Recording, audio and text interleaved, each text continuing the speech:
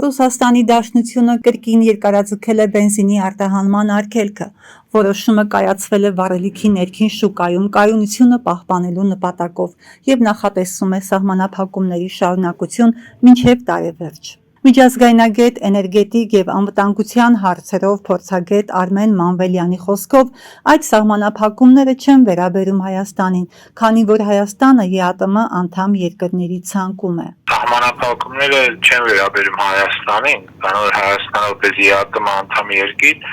իր քվոտաները ունի։ Այսինքն իրանք որ արգելում են բենզինը արտահանում, դա արգելում են բոլոր երկրներում, բացի ԵԱՏՄ անդամ երկրների։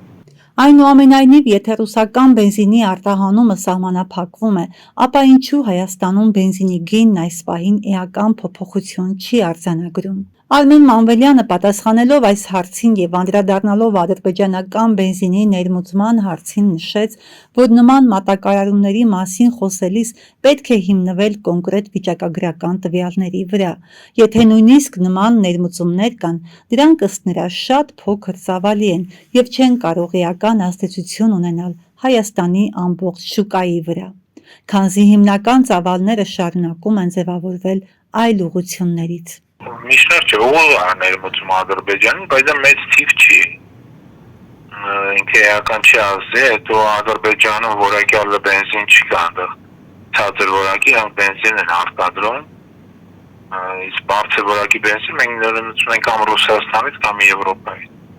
Մանվելյանը նշեց, որ այս պահին պետք չէ խոսել նաև բենզինի ճգնաժամի մասին, քանի որ Հայաստանի համար իրավիճակը որոշակիորեն տարբերվում է այն երկրների իրավիճակից, որոնք ամբողջությամբ կախված են ռուսական արտահանման բաց շուկայից։ Այնուամենայնիվ, մասնագետը նշում է, որ շուկայի վրա կարող են ազդել ոչ միայն վարչական սահմանափակումները, այլև համաշխարհային էներգակիրների գները, լոգիստիկ խնդիրները և տարածաշրջանային զարգացումները։ Կարող է ինչ-որ պայից սկսած բենզինի գները բարձրանան, մանավանդ հաշվի առնել, որ Օրմուզի Իրանում պատերազմը շարունակում է և Օրմուզի նեղուցը փակված է, ես բենզինի գների թանկացումը շատ սպասելի սցենարներից մեկն է։ Ամենայն հավանականությամբ մոտակա ամիսներին բենզինի, եթե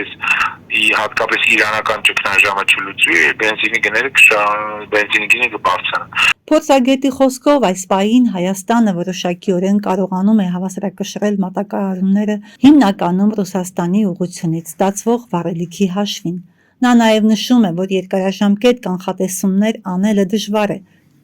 քանի որ էներգետիկ շուկան արագ փոփոխվող միջավայրում է և նոր ճգնաժամերը կարող են ազդել ինչպես մատակարարումների, այնպես էլ վերջնական գների վրա։ Հասմիկ Մովսիսյան, Օրագիտ Նյուզ։